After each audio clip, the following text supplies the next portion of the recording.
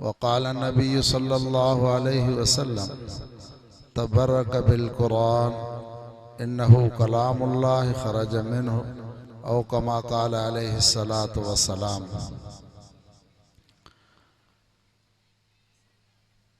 ही इंसान मिट्टी मां पैदा थियल आहे ऐं हिन इंसान जो जिस्म मिट्टी मां ठहियल आहे। इन जे करे जिस्म जूं जेतिरियूं बि ज़रूरियात आहिनि, ग़िज़ा आहे, दवा आहे, लिबास आहे, उहे सभई अल्लाह ताला ज़मीन मां ई तयारु करे थो। ऐं हिन इंसान जे अंदरि हिकिड़ो रूह आहे, हिकु जिस्म ॿियो रूह, ऐं इहो रूह मथां खां आयल आहे, अल्लाह जो अमर आहे। इन जे करे उहो आयो बि मथां खां ऐं उन जी ग़िज़ा जो इंतज़ाम बि मथां खां, जो अल्लाह तबारक व तआला जो कलाम मुक़द्दस उन जी ग़िज़ा आहे। रसूलुल्लाह सल्लल्लाहु अलैहि वसल्लम जा फरामीन उन जी ग़िज़ा आहे। हज़रत अब्दुल्लाह बिन मसऊद रज़ी अल्लाह अन्हुमा फरमाइनि था त इंसान जे जेका दिल आहे उन जूं टे कैफ़ियतूं आहिनि, या ज़िंदा हूंदी आहे, या टेड़ी हूंदी आहे, या मुर्दा हूंदी आहे। ऐं इन्हनि जे सुञाण जूं अलामतूं आहिनि। ज़िंदा दिल जूं निशानियूं, पहिरीं निशानी इहा आहे त जॾहिं बि क़ुरान पढ़ियो वेंदो आहे त उहो पूरे तवज्जो सां, अदब ऐं एहतराम सां ज़िंदा दिल इंसान क़ुरान मजीद खे ॿुधंदो, क़ुरान करीम जो तवज्जो सां तिलावत खे ॿुधंदो, अदब एहतराम कंदो। ऐं इहो हुकुम बि आहे। अल्लाह तबारक व तआला फरमायो त जॾहिं क़ुरान मजीद पढ़ियो वञे त पोइ तव्हां ख़ामोशी बि कयो ऐं कन बि ॾियो। ऐं ॿिए नंबर ते ज़िंदा दिल जी निशानी आहे रब साईं जो ज़िक्र, तस्बीहात। इंसान ख़ामोश वेहण जे बजाय तस्बीहात पढ़े त अफ़ज़ल आहे। ऐं तस्बीहात सां दिल ज़िंदा थींदी आहे। अल्लाह तबारक व तआला जे नाले पाक वठण सां, ऐं उहो कलमो पाक आहे, सुभानअल्लाह वल्हम्दुलिल्लाह वला इलाहा इल्लल्लाह, या ॿियूं तस्बीहात जेकियूं आहिनि। इन जे करे रिवायात में अचे थो त सहाबा किराम रिज़वानुल्लाह अलैहिम अजमईन जो एतिरो त ज़िक्र सां शुग़ुल हुयो जो जॾहिं कंहिं मथाई ऊचाई वारी जगह ते चढ़ंदा हा त सुभान अल्लाह जो विर्द कंदा हा। जेकॾहिं हेठाई वारी जगह ते ढोरी जे तरफ़ लहंदा हा, रस्ते वेंदे ई त पोइ तस्बीहात पढ़ंदा हा। अल्लाहु अकबर मथाई वारी जगह ते ऐं हेठि लहण वारे वक़्त में सुभान अल्लाह चवंदा हा, ऐं सिधी ज़मीन ते हलंदा हा त कलमे पाक जो विर्द ला इलाहा इल्लल्लाह जो विर्द कसरत सां कंदा हा। ऐं जेको इंसान जंहिं बि जगह ते इबादत करे थो, तिलावत करे थो, नफ़िली निमाज़ पढ़े थो, ज़िक्र अज़कार करे थो, क़यामत जे ॾिहाड़े उहा जगह उन जे लाइ शाहिदी ॾींदी त हिन शख़्स वाकई रब साईं जो ज़िक्र कयो, तस्बीहात पढ़ियूं, क़ुरान मजीद जी तिलावत कई, नफ़िली निमाज़ूं पढ़ियूं, फ़राइज़ अदा कया। त इन जे करे जेकॾहिं रस्ते वेंदे ई पोइ पैदल आहे या सवारी ते जेको इंसान जेतिरो ज़िक्र करे थो, इहे सभु उन जे लाइ शाहिदी जा असबाब आहिनि।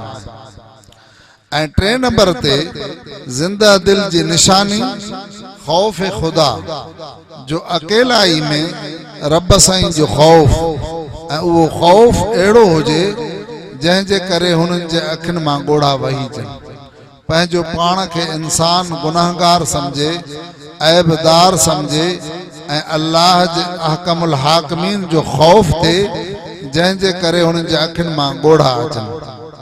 तॾहिं त हुज़ूर पाक सल्लल्लाहु अलैहि वसल्लम फरमायो त जहन्नम जी बाहि जंहिंखां दुनिया जी बाहि 69 दफ़ा रोज़ानो पनाह घुरंदी आहे, जंहिंसां तव्हां असां लोह खे पघारींदा आहियूं ऐं हर शइ खे तयारु कंदा आहियूं, कची शइ तयारु कंदा आहियूं। उहा केॾी बाहि दुनिया जी, इहा बाहि बि जहन्नम वारी बाहि खां पनाह घुरे थी रोज़ाना।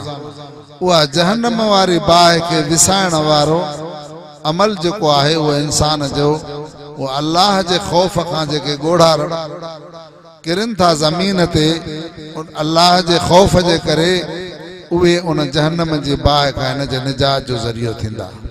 उहे समूरा गुनाह हुन जा माफ़ थी था वञनि अल्लाह जे ख़ौफ़ जे रोअण जे करे। पर जेकॾहिं क़ुरान पाक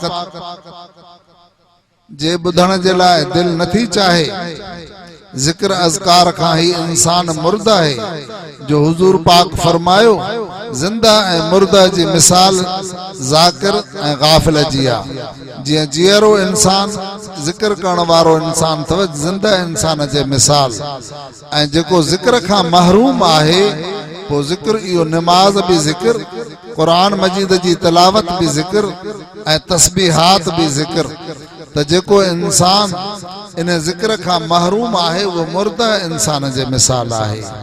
त सहाबी सगोरो फरमाए थो त जीअं इंसान जे ज़िंदा रहण जे लाइ उन जी दिलि सां 3 शरनाइन जो 3 रगुनि जो ताल्लुक़ आहे। हिकिड़ी बंदि थी वेंदी त हे कमज़ोर, 2 बंदि थी वेंदियूं त वधीक कमज़ोर, ऐं 3 रगां बंदि थी वेंदियूं त हे ज़िंदा न रही सघंदो, मरी वेंदो। त ईअं ई ये 3 अमल आहिनि जंहिंजी अलामत आहे, जंहिंजे करे इंसान जी दिलि ज़िंदा आहे। अगर जेकॾहिं इहे 3 कनेक्शन हिन जा टुटी विया त पोइ हिन जी दिलि टेड़ी थी वेंदी, मुर्दा थी वेंदी, जंहिंजो आगाज़ उलमा सां नफ़रत, दीनदार तबके सां नफ़रत ऐं अदावत। त इन जे करे पंहिंजी दिलि खे ज़िंदा करण जो ही मौक़ा आहिनि त इंसान क़ुरान पाक खे सम्झण जी कोशिशि करे, अदब एहतराम सां ॿुधे ऐं ज़िक्र अज़कार जी कोशिशि करे ऐं ख़ौफ़ ख़ुदा दिलि में धारे करे अकेलाई में पंहिंजे रुठल रब खे राज़ी करण जी कोशिशि कजे। त ही क़ुरान मजीद उहो अल्लाह तबारक व तआला जो मुक़द्दस कलाम आहे, जंहिंजे करे उहा मुर्दा दिलि बि ज़िंदा थी वेंदी आहे, दिलि जे अंदरि नूर पैदा थिए थो पियो। ऐं तॾहिं त हज़रत ज़ैद रज़ी अल्लाह ताला अन्हु खे हुज़ूर पाक सल्लल्लाहु अलैहि वसल्लम फरमायो त जॾहिं तूं चाहें त पंहिंजे रब सां हम कलामी कयां त पोइ क़ुरान मजीद जी तिलावत कंदो कर। त क़ुरान मजीद जी तिलावत सां ॼण ही इंसान पंहिंजे रब सां हम कलामी जो शरफ़ हासिल करे थो पियो। त अल्लाह ताला हर कलमे पढ़ण वारे खे क़ुरान जो अदब एहतराम नसीब फरमाए, उन जी तिलावत जी तौफ़ीक़ अता फरमाए ऐं उन जे अहकामनि जे मथां अमल जी तौफ़ीक़ अता फरमाए ऐं असांखे पंहिंजे नाले वठण जी, ज़िक्र अज़कार करण जी तौफ़ीक़ अता फरमाए ऐं असांखे पाण वटां ख़ौफ़ अता फरमाए।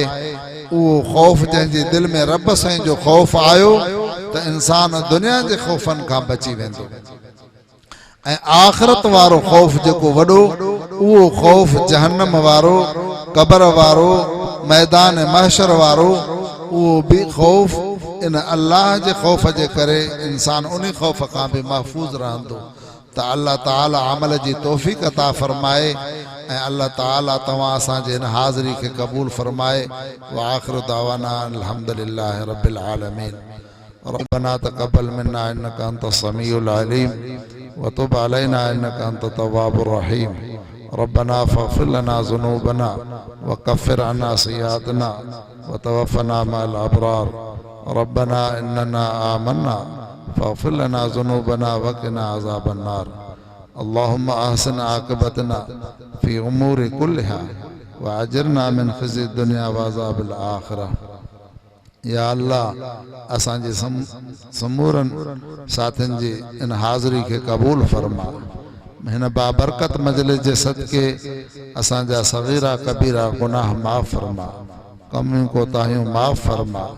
या अल्लाह पंहिंजी रज़ा वारा कम नसीब फरमा, नाराज़ पे जे कमन खां हिफ़ाज़त फरमा। या अल्लाह असांजे समूरनि दोस्तनि जूं असांजूं परेशानियूं दूर फरमा, नेक मक़सदनि में कामयाबी नसीब फरमा, मरीज़नि खे शफ़ा कामिला आजिला मुस्तमिर अता फरमा, कर्ज़दारनि खे कर्ज़ खां आजो फरमा, बेरोज़गारनि खे इज़त वारी रोज़ी नसीब फरमा, बेनमाज़नि खे पंहिंजे दर ते अचण जी तौफ़ीक़ अता फरमा, नमाज जी तौफ़ीक़ अता फरमा, कुरान मजीद सां मोहब्बत ऐं निस्बत ऐं अदब ऐं एहतराम नसीब फरमा। रब्बना तक़ब्बल मिन्ना इन्नका अंत समीउल अलीम व तुब अलैना इन्नका अंत तव्वाबुर रहीम व सल्लल्लाहु तआला अला खैर खल्क़िही मुहम्मद व आलिहि व सहबिही अजमईन आमीन बिरहमतिक।